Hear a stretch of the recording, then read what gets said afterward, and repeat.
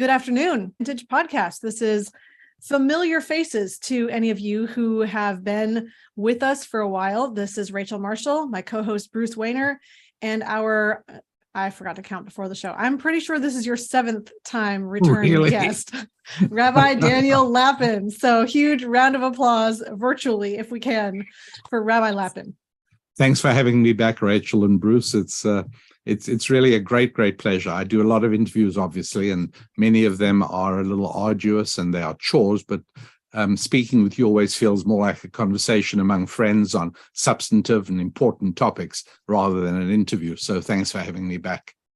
Awesome. Well, we love just the conversation. We love the way that you unpack so many ideas that are extremely useful to not just Christians, but to entrepreneurs, to people who want to get their finances in order, who really want to understand money and have a good relationship with money.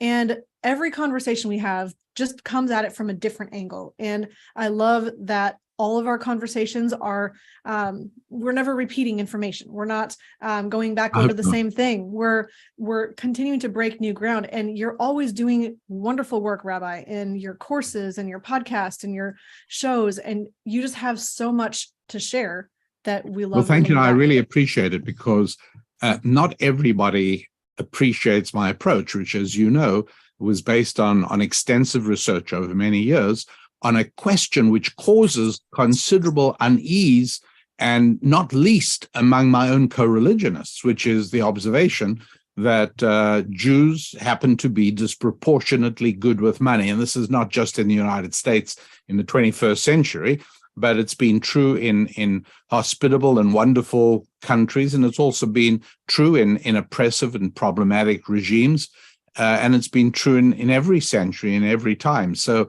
it isn't that Jews just happen to be disproportionately good with money.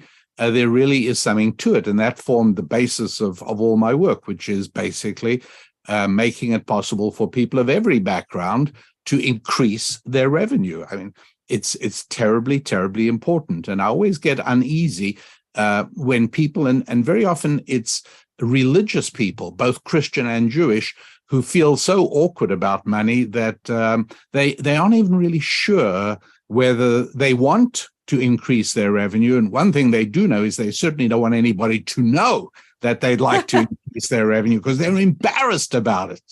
Sure. And that's a problem that definitely is pervasive and prevalent in American culture, in the church, in Christian culture.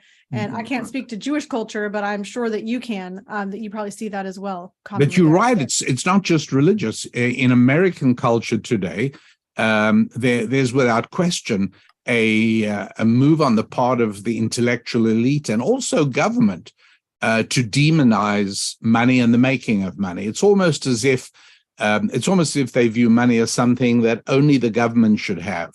And you can understand that because what money does is gives people independence. Mm-hmm.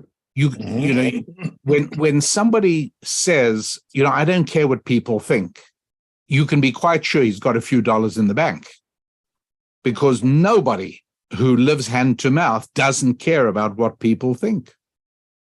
Yeah, you're only a slave to money when you don't have the money. Exactly. Well, Rabbi, I know we're going to talk a little bit about the physical and spiritual today and how money is spiritual, but let's get in a little bit about this this idea, and maybe we can tie it all together, because it does seem like the government, or even I think it's even moving more into corporations now. I don't know if you have the same, where they're trying to spread out the money equally. And all it's going to do is actually, it's going to thwart innovation that's actually going to help people at the lower economic rung even more. If we can innovate, they're the ones who benefit. If we thwart innovation, they're actually going to be even more held back, because the two things that are going to be affected in my mind are the price of food and the price of energy, which are basically the two things that everybody needs, no matter what your socioeconomic class.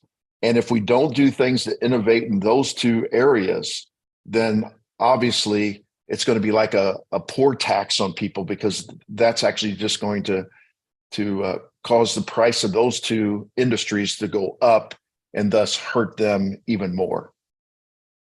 Oh, there's no question at all that the official inflation figures at the present time in the United States of America, the numbers the government issues, are hopelessly underestimated. They're underestimated for very good political reasons, because the more aware voters become about the seriousness of inflation and the genuine figures, the less happy they will be with politicians. And so those numbers are massaged before they are released, and massaged very significantly, because it's possible that actual inflation, and I'm not telling you anything you don't know, as you said, anybody who goes to the grocery store on a regular basis, and anybody who fills their car or pays for oil in any way, or for that matter, buys electricity, knows full well that inflation figures are probably at least double the numbers issued by the government. And the more regulatory the states, the more, if you like, pro-government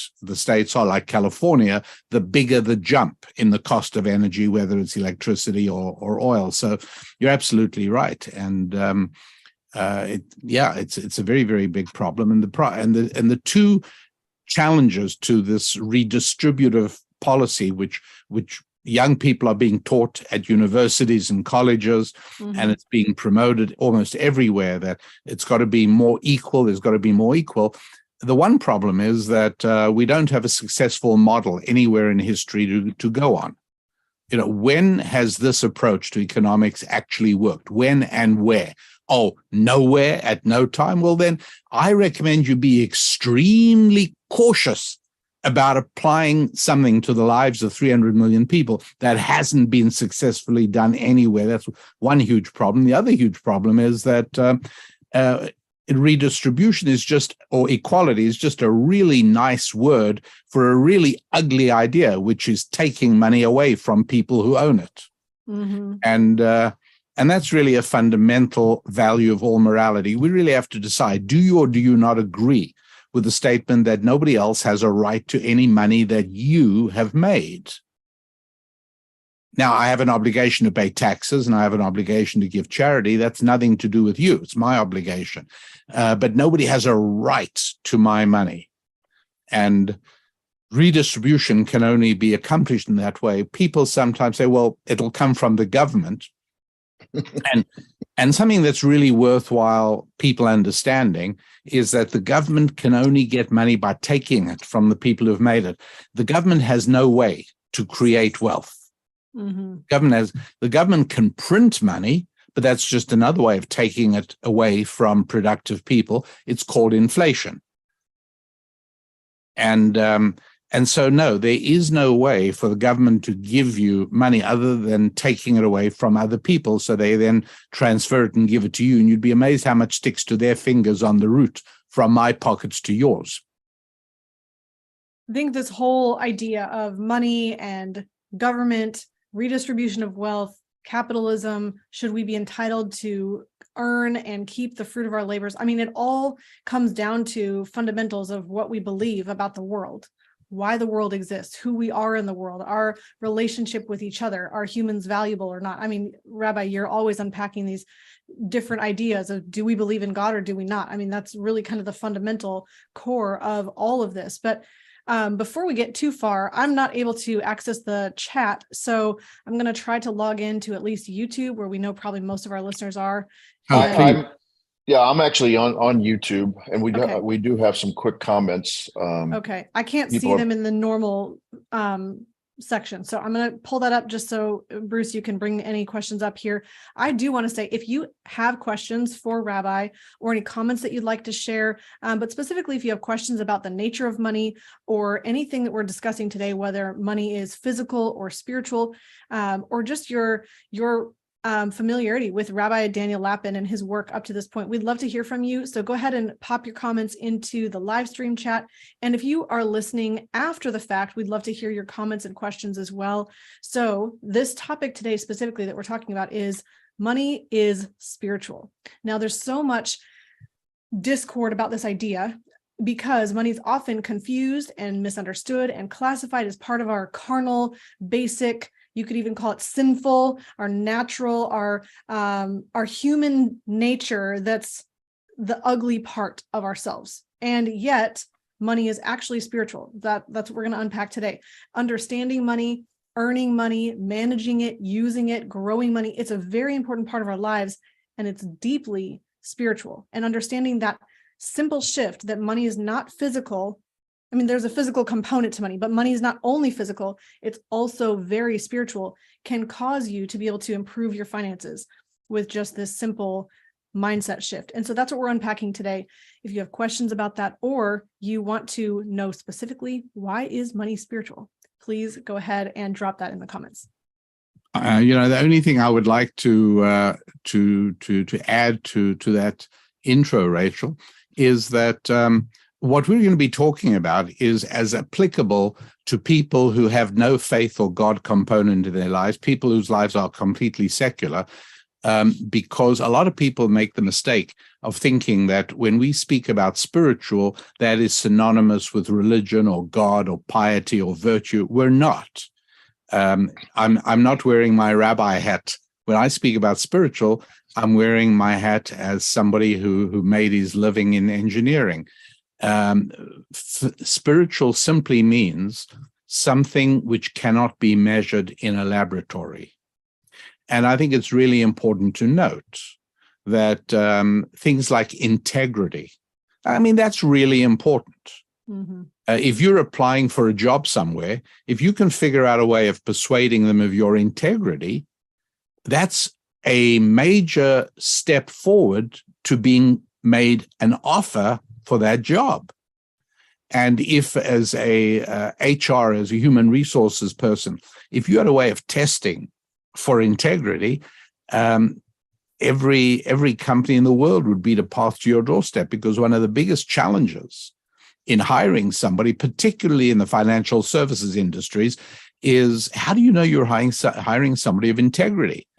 And, let's make no mistake about it, that there are many personality tests that are routinely administered by companies, the famous Myers-Briggs and many, many, many others. And let's just make clear, these are not in any way capable of measuring these spiritual attributes.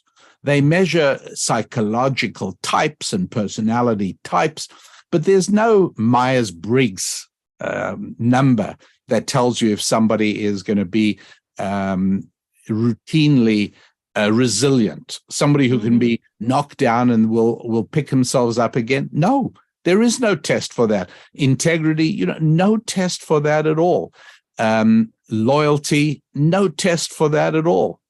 And yet these are all vitally important spiritual attributes. And let me just say this, that every single time somebody buys an item of clothing for not strictly utilitarian purposes, in other words, if instead of buying a pair of overalls with a zip that runs from the left leg to the right shoulder, these are great. I mean, I use them whenever I'm working on my boat. You step into them, you pull them up, you zip it. I am dressed in about 18 seconds flat. It's wonderful. And if I need to change to another one, I unzip it, step out and do another. Now, that's a utilitarian garment. And to tell you the truth, I have no idea who the manufacturer is of those garments. But this blazer I'm wearing now, I'll tell you exactly who made it for me, because that's important to me. Now we're talking spiritual. Because I want to appear a certain way to you, I'm wearing certain clothing.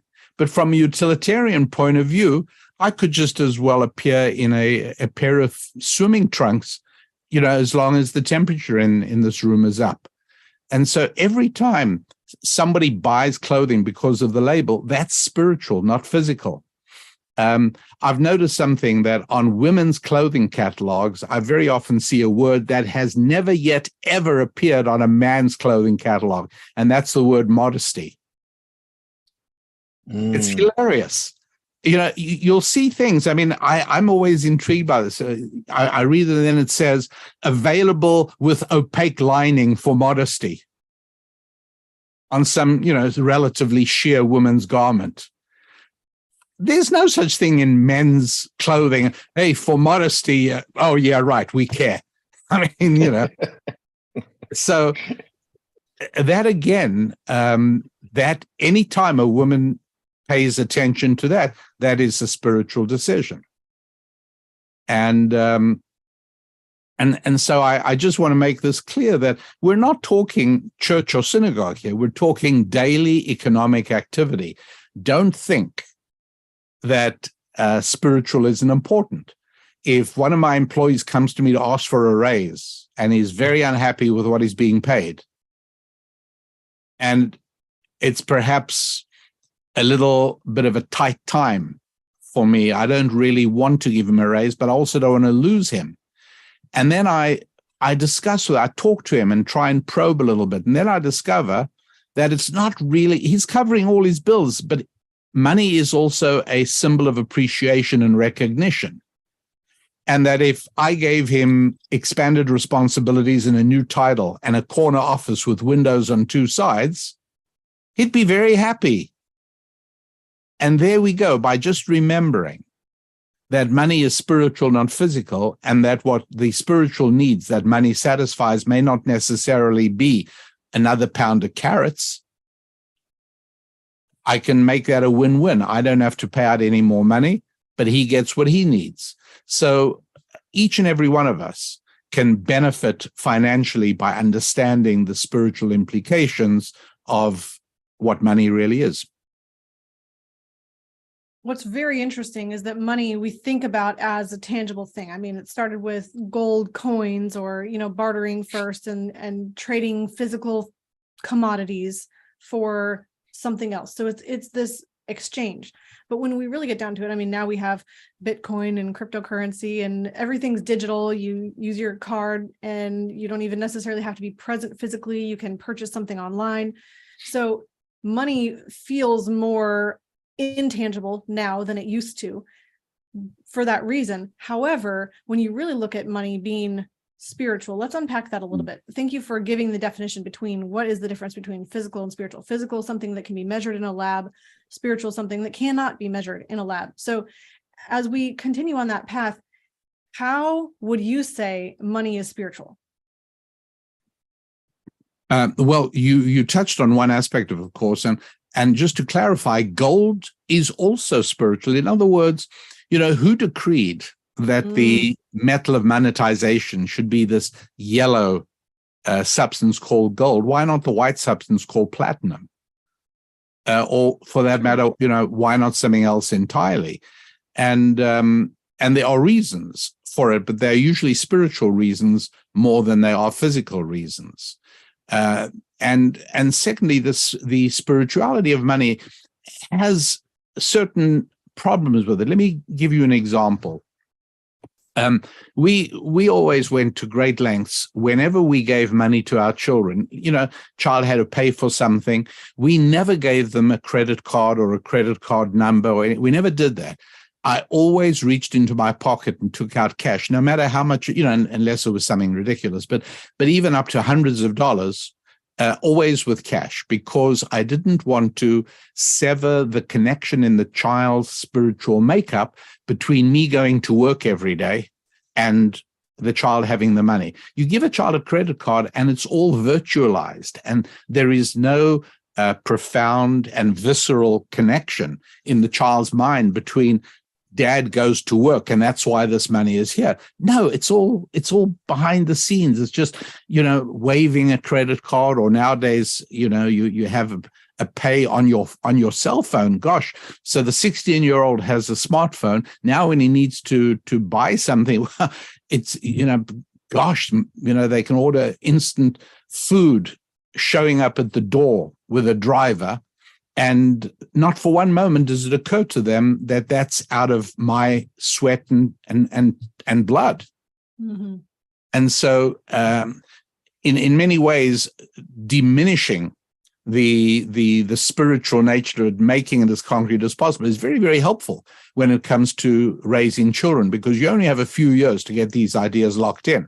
And so during that time, I always recommend to people, always cash, as inconvenient as it can be to you sometimes, because you don't use cash so much. But I always made a point of walking around with more cash than I ordinarily would, simply because I wanted to make sure that if I needed to give money to a child for any legitimate purpose, it was always in cash. And when we didn't just do allowances, no money for nothing. It was always specifically pay for certain chores and certain activities. And again, always in cash, and always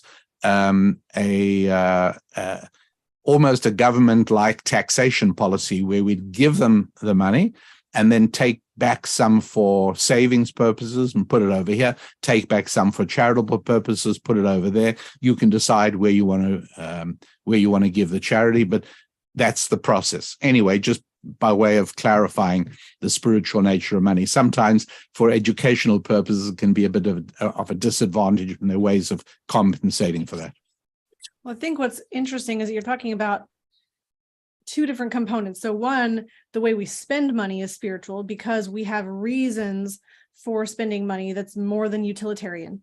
But then you're talking about how do we teach that money is also valuable and it's connected to our work. So I see the spiritual nature of money being very connected to this spiritual side of I am providing value to another human, they're receiving value. That's how I'm getting paid in the first place. So now I have this money. The creation of money is very spiritual as well, isn't it?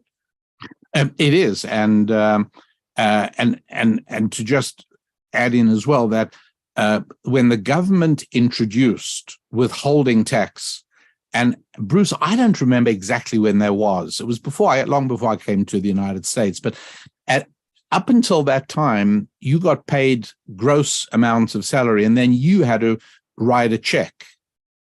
And I also know that at the time it was introduced, a certain factory owner, and I wish I could remember his name so I can give him credit. I'll try and look it up.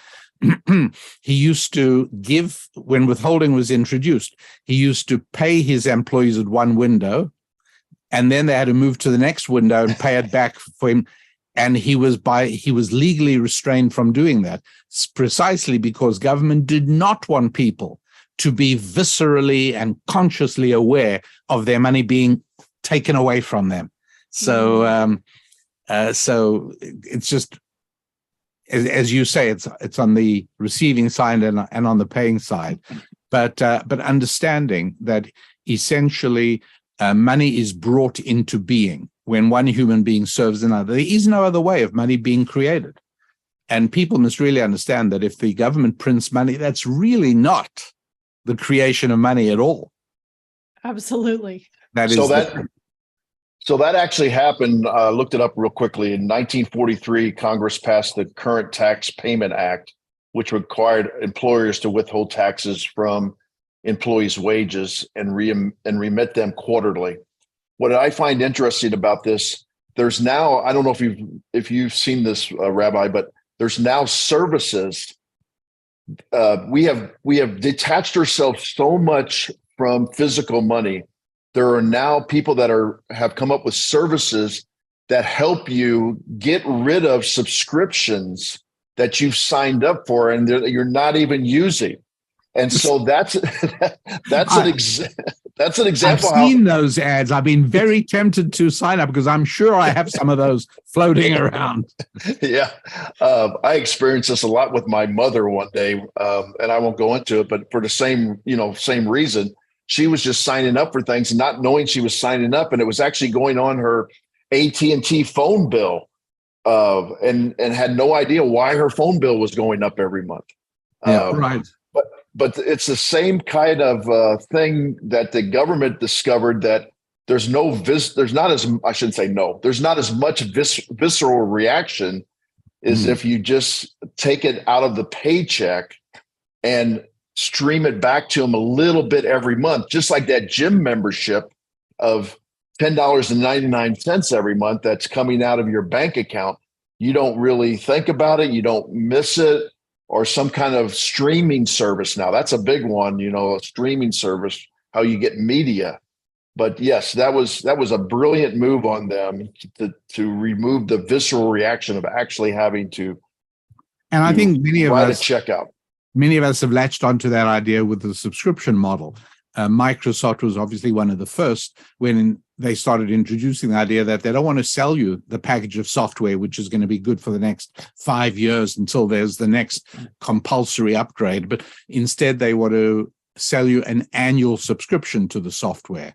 And that's obviously spread extensively, particularly in the music area as well. So, yeah, that is all part of what you're describing, which is to try and make it as painless as possible for people to buy. It's the same way for our phones. I've talked to AT&T, and they want to get you to pay it every month. And I'm like, no, I'll just pay it right away. What kind of discount do I get? And they're like, there is no discount if you pay it right away. And I'm like dumbfounded. I mean, it makes no sense, but they want that to be they don't want you to pay $1,200. They want you to pay a little bit so the pain's not there for you. So that you just continue to re-up over and over and over.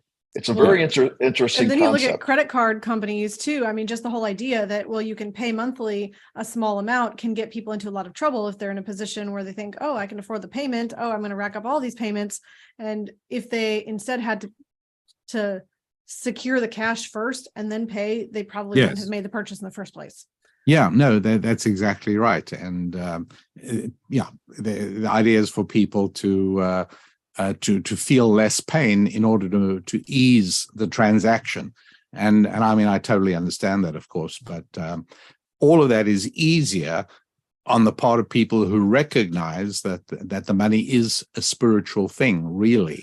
And the tension between seeing it as linked to your time and energy and blood, sweat, and tears on the one hand, and on the other, that it's something that comes into being because of human interaction. Look, it's important, and it's what I think we focus on helping everybody get a stronger handle on. Go ahead. Well, no, Rachel, go ahead and finish. There's a lot of comments on YouTube. I'd like to get to a couple of these. I was going to bridge over to some of them. So I think there's this idea that comes to mind for me that money being spiritual is if you are looking at the earning of money, there's not just, you mentioned trading your time and energy or blood, sweat, and tears for something, but not every person who puts in 1 hour gets paid the same. A person who has a certain job may get paid $20 an hour and somebody else might get paid $1,000 an hour. And that's not unfair. That's due to the intellectual capital that they provided, maybe the connections, the social capital, the spiritual capital, the way that they contributed to that other person to provide the value is a spiritual nature. I mean, it's not just the physical time that they spent on the job. No, very much so. I was once talking to the founder of a national chain of what is now hundreds and hundreds and hundreds, maybe thousands of hardware stores around the world. And we stood on the top floor of his building. And at one point I said to him, why should you make so much more money? And I pointed down at the window to the streets below, and I pointed at a bus going by, and I said, why should you make so much more money than that bus driver? And he said, it's simple. It's because I work my, and then he used a noun for the rearmost portion of his anatomy, and followed by the word off. I work my blank off. That's why. And I said, well, I'm sure you do work your blank off, but I'll tell you one thing, you don't work it off nearly as hard as that guy driving the bus. He's got a harder job than you. So I still don't see why you should get paid such huge multiples of his earnings. And he sat down at his desk and he put his head in his hand and he said, is there an answer to that? I said, yes, of course there's an answer to that. Let's figure out how many employees you have. Right? He said, I don't have to figure it out. I can tell you. And he named the number of thousands. And I said, all those people, have jobs because of you. And I said, now, do you have any idea of how many customers on average your stores are serving at this very moment?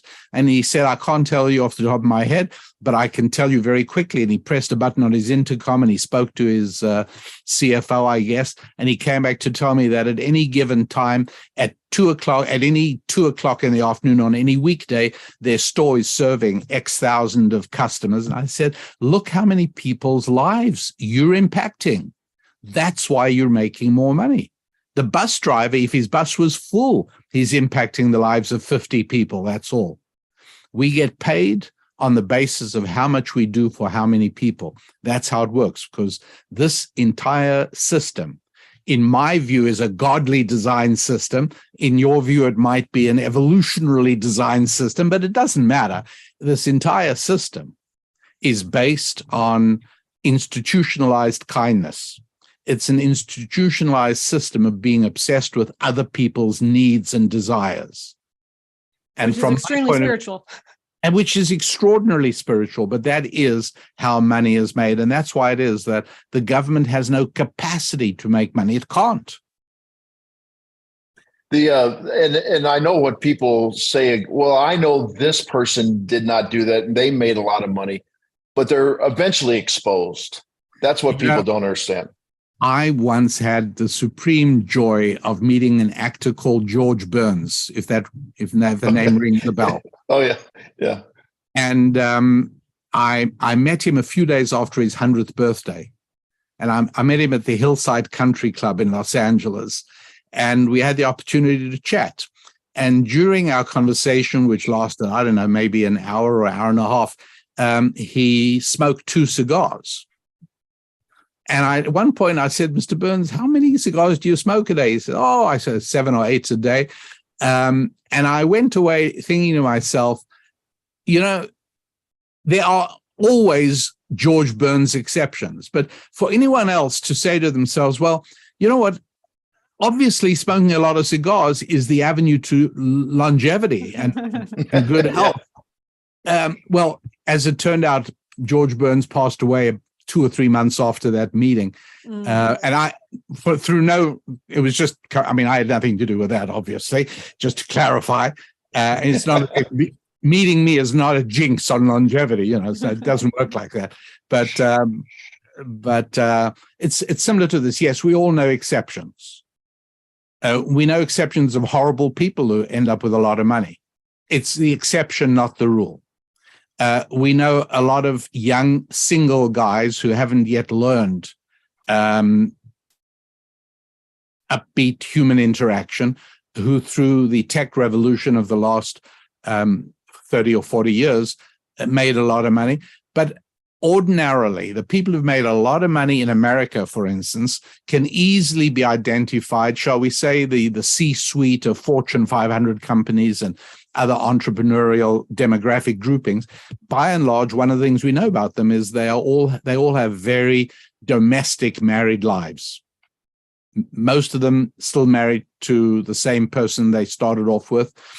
That is a very valuable function of making money. Well, I know somebody who's, had 4 divorces and he's making a lot. Yeah, there is always a George Burns, but it's not a good idea to base your life plan on those black swan events. Yes, that's absolutely true. And again, coming all the way back to the beginning where you were looking for principles that show why something is overwhelmingly true in most cases is really valuable. And so we're again looking at why is wealth created in an overwhelming majority of cases by somebody who serves the most people in the most profound and powerful way. That is a principle of wealth creation. So right. Let's come over to, we've got a lot of comments here, and Bruce, I'm sure you want to pick out a few. Well, I think the first one is a person whose idea is just economics. And it says, in my language, Slovak, the word adjective is called bohatý. And if you break it into those 3 words, bo-t, it literally means God in you. And so very interesting. Yeah. So the word rich means God in you in Slovak. Oh, Very that's nice. very interesting. Yeah. And then this other one, Rachel, I wanted to get in front of the rabbi, a dedicated life here. She's asking, I've been fearing to want to be wealthy because of what I've been taught. She fears that she shouldn't be wealthy. Oh, so yeah. how can I break that off my mental state? She's asking. An entire more than 10% of my book, Thou Shalt Prosper, is devoted to shattering that incredibly destructive spiritual schematic, that making money either labels me as a less than good person, or that making money is going to end up being a huge problem for me because my family's not going to like me and my friends aren't going to like me, or people are going to come and ask me for money. And so people build in a negative spiritual schematic about it. And it's not a simple matter to overcome, but it's absolutely essential to overcome, because nobody can ever excel. No decent person can ever excel at any activity which deep in their hearts they consider to be morally reprehensible.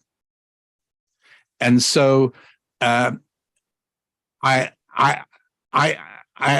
answer this in a soundbite, I'm afraid. As I say, I devoted more than 10% of my book to the exercises and the programs and the things you absolutely have to do to free yourself of that destructive spiritual schematic. So all I can say is you need to research that. I'm happy to help. You can go to my website or anywhere else you want to go. But it's too big a topic. I can't give it to you in 3 sentences. I can only tell you, you have to overcome it. It is a huge handicap to making money. And number 2, it is possible to overcome it. That's the best I can do right now. And I'll just add on to that. Thou Shalt Prosper was how my husband Lucas and I first found out about you, Rabbi. Oh, wow. I don't know how many years ago we heard about the book. We heard it mentioned somewhere. We got the book. He read it. Lucas read first. I read it next. It was just powerful, completely powerful. And it was principles. I think it was principles for making money, or biblical commandments for making money, or something like that. The 10 commandments for making money. Yeah. Yes, right. The 10 commandments for making money. And it's powerful to really understand money, not just to think that you understand it. And I think for anything that we are apprehensive of or afraid of, if you set aside the emotion and just dig into understanding and look for wisdom, look for knowledge, seek out what it actually means, you're going to find valuable information. And this is a really wonderful starting point. Thank you very much, Rachel. I think it is. I think it's a fantastic book. And I say that not because I wrote it and I liked it, although I did write it and I do like it. It was very, very hard to write, but because of the huge number of letters I get from people who tell me it has transformed their entire financial lives. I know it's something we've spoken about on this program before, but with respect to that last question, as long as people remember that horrible saying that you'll often hear people saying about somebody who made a charitable gift. Oh, it's so beautiful to see them giving back to society. And that is an ugly, ugly expression, because what it suggests is that if I'm giving back to society when I give charity, obviously while I was making my money in the first place, I must have been ripping society off. And so the first step in that progress of getting rid of the destructive spiritual schematic that money is synonymous with bad behavior is realizing that when you're making money, you're not ripping anybody off. You don't have to give charity to expiate your sin of making money, because you've been doing people good just by making the money in the first place. And, the proof of that is our babysitter. She made money after looking after our kids, and I paid her more than she asked, not as much as she asked. And she didn't rip me off. Now, she thought she was, which is why she was embarrassed to tell me how much to pay her. Mm-hmm. And she said, would $25 be okay thinking, I'm taking away his $25. I'm a terrible person. And my response was, no, it wouldn't be okay. Her immediate reaction to that was to lower her figure. And I said, no, I'm paying you $40, not $25, because that's what you were worth to me. And next time we call you, we want you to be able to drop other things and come and take care of our needs. So once you realize that making money is making money, not taking money, yes, that's already a first step on that journey of understanding the virtue and morality and dignity of making money. Wonderful. And I would actually I want to share Ansu good luck. Puthanavidu. I'm not sure I'm saying your last name correctly.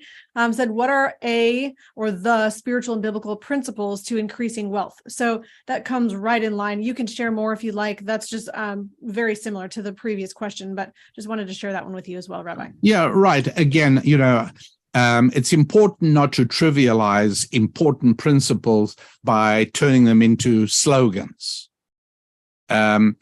It takes a long time to learn truly valuable things. Nobody becomes a top-rate sales professional overnight.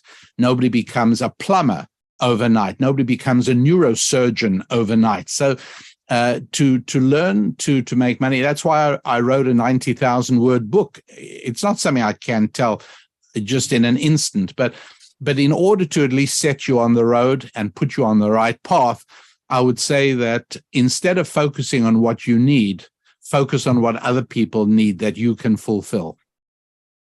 Get away from the idea that this is about your needs.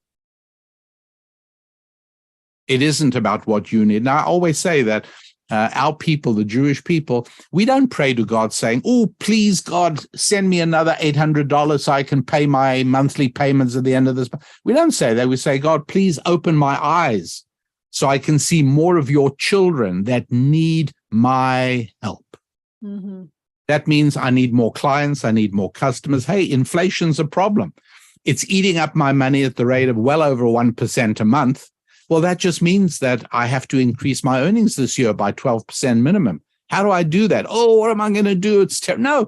How do I find more people to serve? And how do I find a way of serving my existing customers or clients more valuably than I'm doing? This is just a real basic, simple problem of how to be a better person.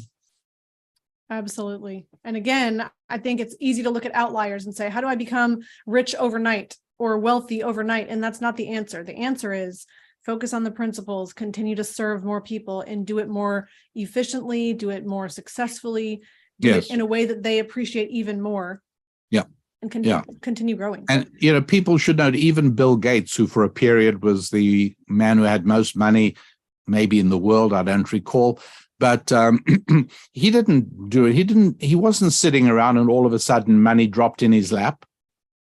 He became obsessive about computers and programming. And even so, nothing would have happened had he not partnered up with Paul Allen. Mm-hmm. And nothing would have happened had his mother not been on the board of directors of IBM. People don't realize that. And nothing would have happened had his dad not been a nationally known lawyer with brilliant connections. There was a lot of things that came together there. And so nothing ever happens from sitting around thinking about your problems. Things happen from the seed of an action. You have to be actually doing something. And I've often had young people at the start of their working career saying, well, I don't want to start working yet because I don't want to end up in the wrong job. Compared to sitting around at your mom's basement watching television or playing games, there is no such thing as a wrong job. Yes. Absolutely. It's an amazing mentality. When Rachel and I talk about this on some of our other podcasts about passive income, we hate that word or phrase, passive income, but yet people tout it all the time. There's no such thing as passive income. You had to have done things to actually produce a cash flow. Now that cash flow people are touting as passive income. You're seeing it on social media right now, where people are saying, just give me this money and, we'll produce passive income for you. But remember, you actually had to do something actively to actually gain that money with a service towards somebody. So we think there's no such thing as passive income. It's a very similar concept. You're exactly right.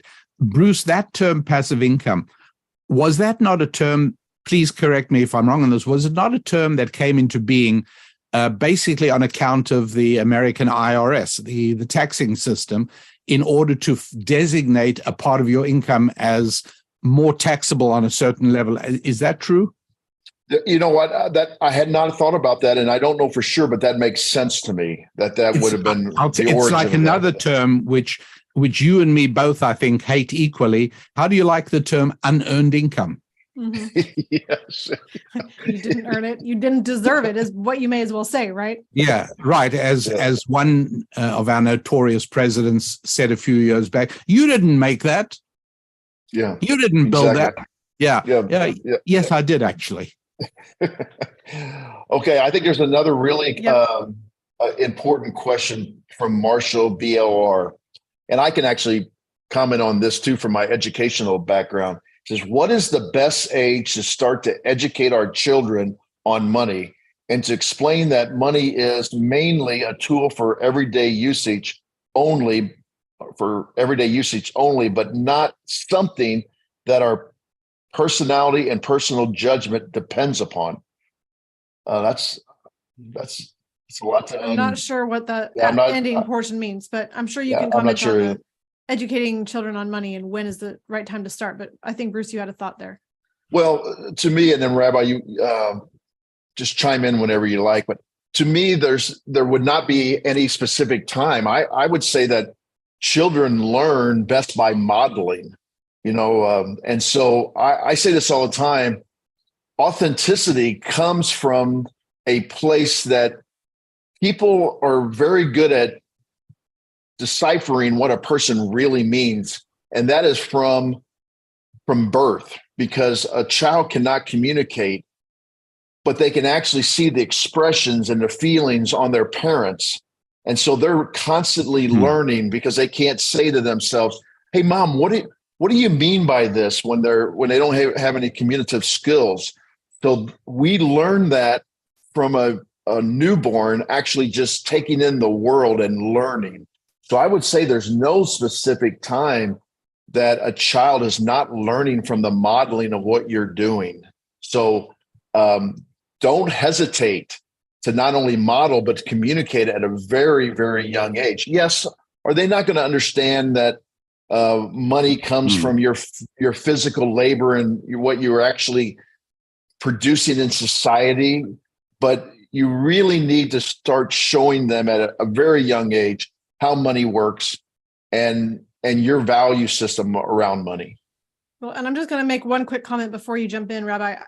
As young as, 8 years old, a friend of my daughter's, who I will proudly say was not my daughter making this comment, but said something about, I just need a boyfriend who can give me $1,000 phone. Better yet, he can give me a $2,000 phone. She had no concept of how money works, that you earn it. You don't just get somebody else to give you these things in life, because money doesn't just, it's not this, vending machine situation. And I would say the concept of relationships was also completely messed up there. I was just going to say, there's a whole lot more wrong with that.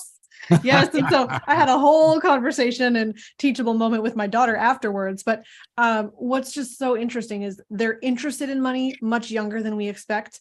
They're asking questions about money much younger than we expect. And even my 3-year-old, probably for a year already, has been playing with play money and transacting. While I'm in the grocery store, I'm shopping, and I'm going to pay you at my pretend cash register. So they're already thinking about money at a very young age. No, you're right about that. And by the way, there used to be toys much more available than they are today, where you used to get for your child a whole bag of plastic coins of various denominations, and it used to come with a toy cash register.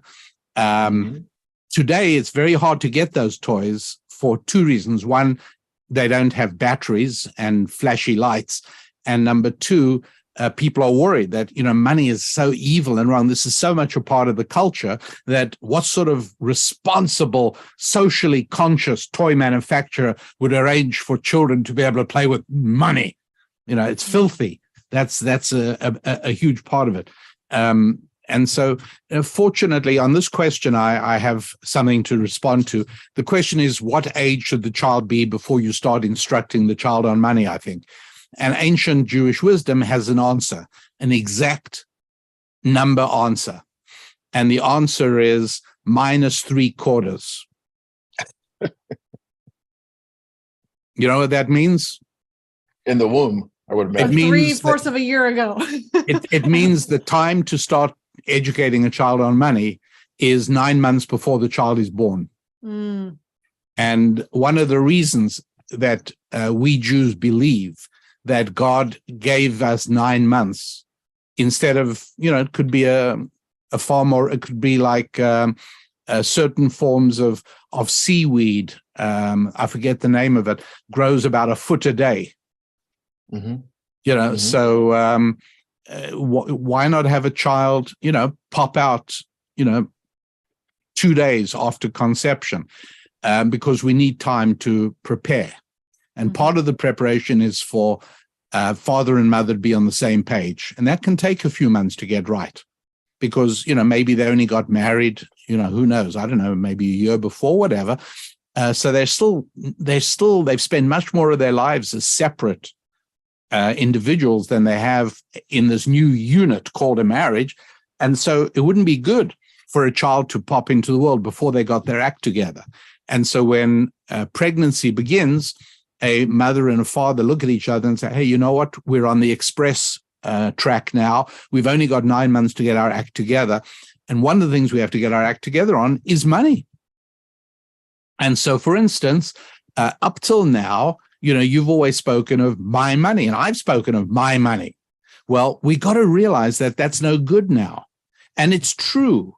My spouse might be home and building a home and focusing on family matters, and I'm at work 10 hours a day, but I would never speak about my money. It's our money, because she's doing as much to earn it as you are, because your effectiveness is dramatically enhanced by the peace of mind that comes from knowing that when you come home, you're not going to be greeted by somebody who's competing with you in competitiveness and economic energy.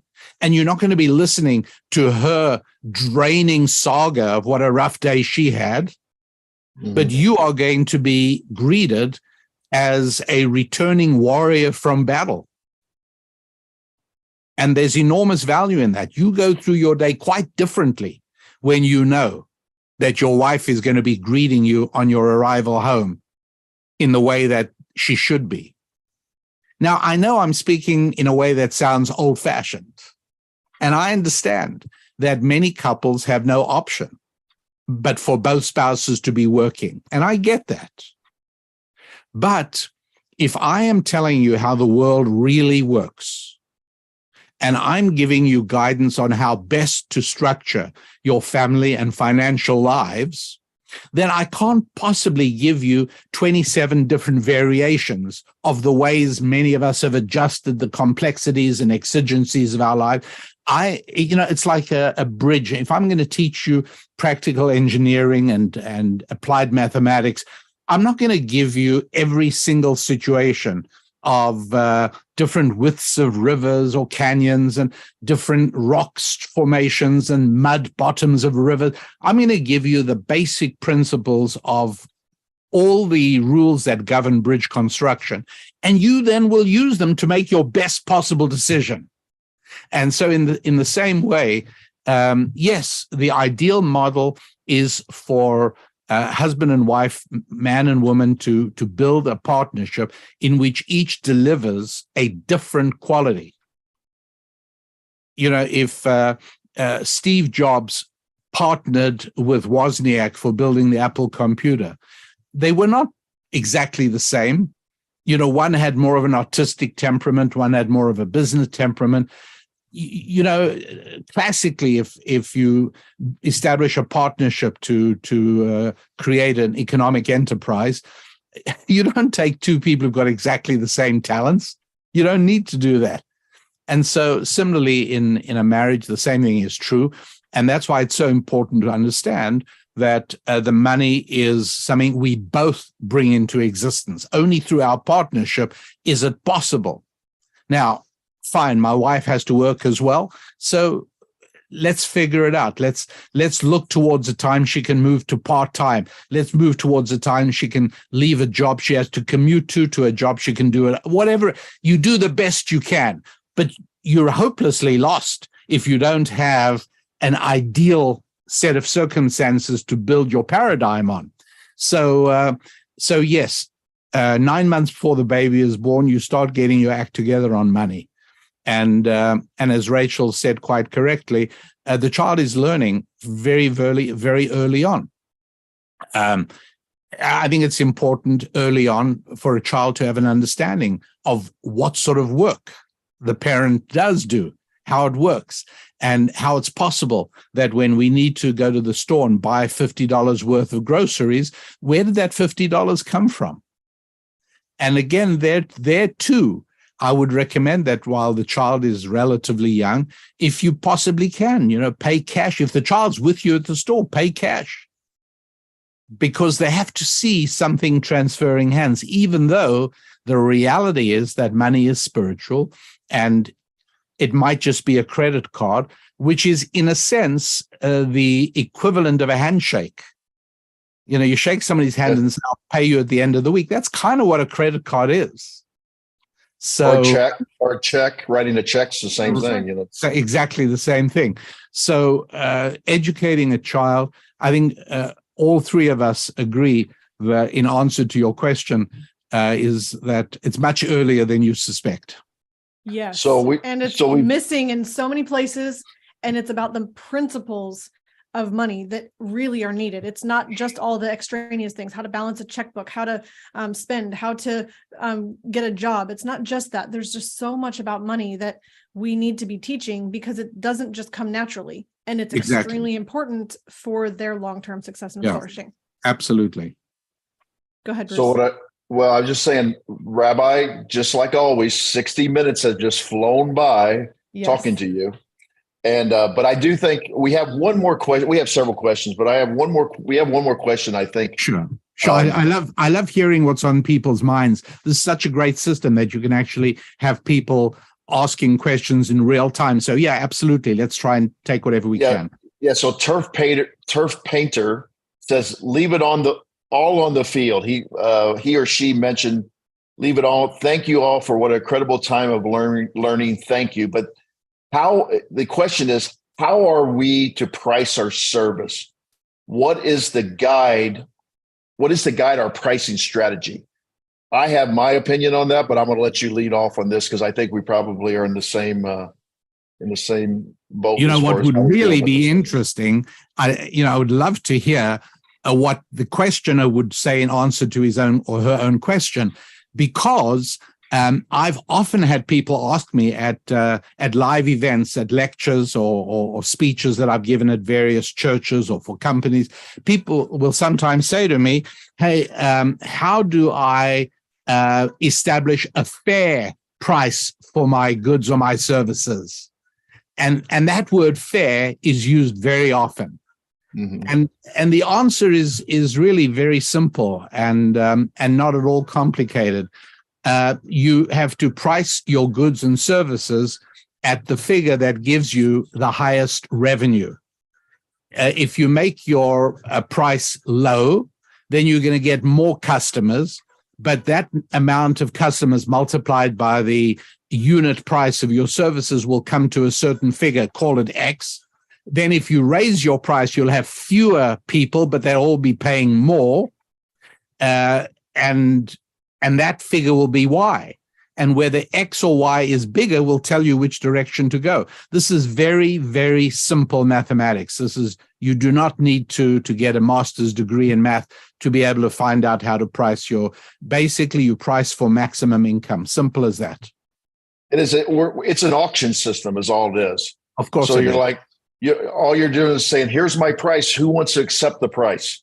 And if you have a lot of people accepting the price, then you can choose to keep the price at that time, at that amount, but then you're not going to be able to you're going to be able to service more people, but not maybe service them as well.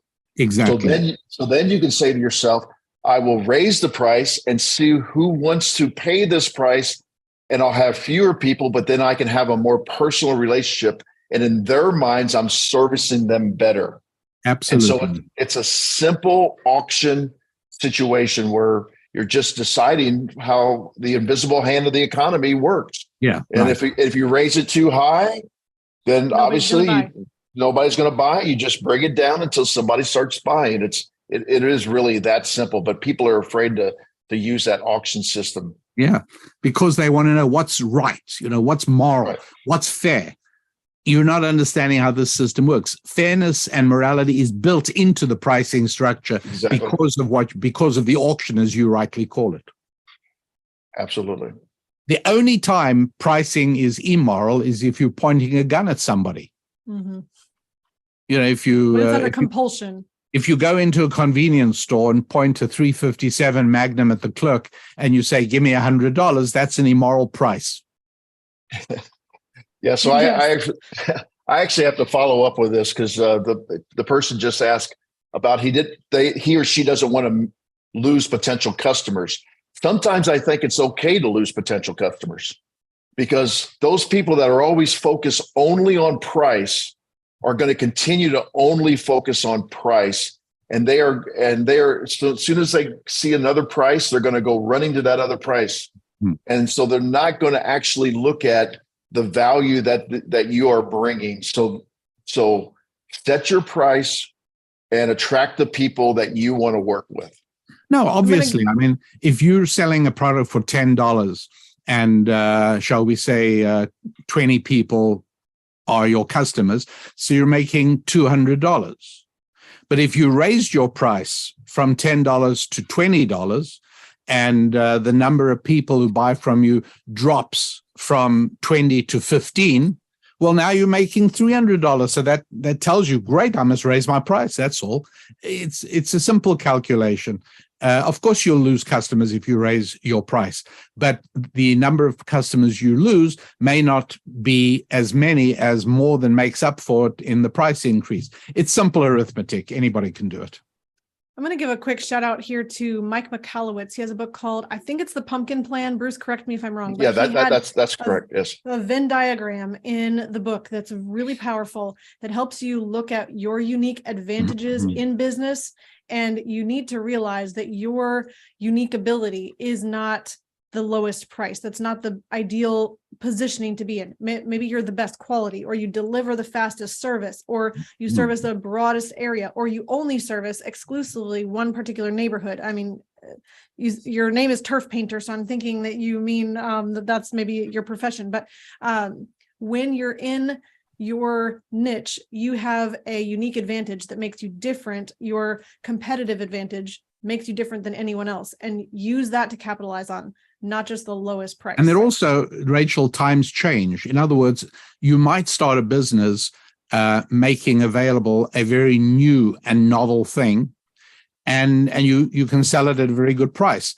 But maybe the obstacles to entry in this business are very low, and within a year, there's 20 other people selling the same thing. It's time to get out of that and get into something else. Is obviously not a good thing to stay in. So as long as something is profitable, then it's good, but that doesn't mean it's always going to be that way. In fact, one thing you can be sure of is it won't always be that way.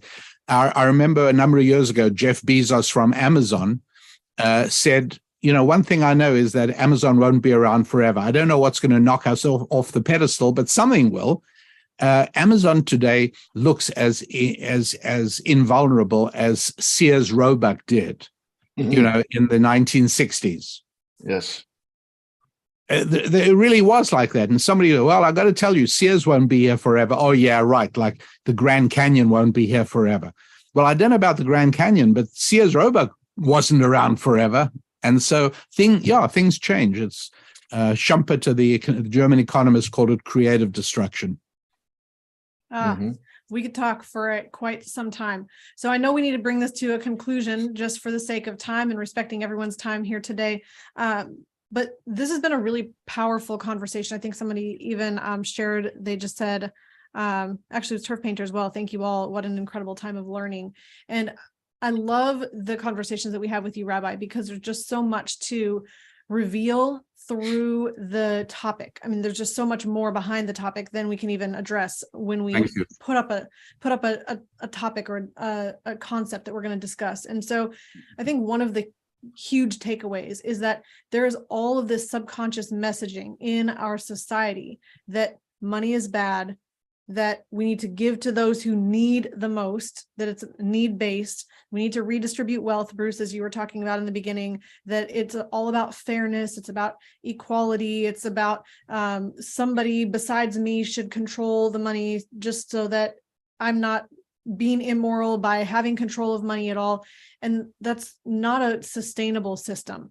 When you can look at this concept of money being spiritual and recognize that we are spiritual beings that can increase our ability to serve others. When you then really begin making a choice to advance your position in the world, you will find that there's just so much value in wisdom that guides your decision making with finances. So thank you so much for joining us today, Rabbi. I didn't even give you a proper introduction in the beginning. We have talked with you on the show so many times, I forgot your bio altogether. You've done tremendous work, though. Please tell our listeners and our audience how they can get in touch with you for your shows, your books, your courses, and all the work that you provide and make available. The best way is RabbiDanielLapin.com. And I'm there and looking forward to seeing anybody there. Wonderful. Well, thank you so much for listening today. Thank you for all of the questions. Thank you for everyone who right now just on YouTube, it shows 50 people watching live. And we don't know if those are the same 50 that were a few minutes ago, but it's just powerful to know that you have just the ability to reach a lot of people. So YouTube is a powerful platform. Social media is a powerful platform to be able to share ideas, which is a very spiritual thing. So thank you for being here today, Bruce. Yeah, the final thing is, there's a lot of people that have come in really late, and they say, "Oh, I came in late." You can find this on YouTube, hopefully forever, at our channel, The Money Advantage, and you can actually see all the other times that we've talked to the rabbi. And thanks for participating today, Rachel and I really appreciate it. Oh, great to be with you. It really is. Thank you. All right, so we're going to wrap up the show for today. You can find this podcast on all social media platforms at The Money Advantage, as Bruce was sharing. It's also it will be live later on the podcast, and we have a blog as well at themoneyadvantage.com, so you can find any of Bruce and I's work that we do there, helping people really just look at their finances from a healthy perspective, maximize their money and do the most with it and be in financial control.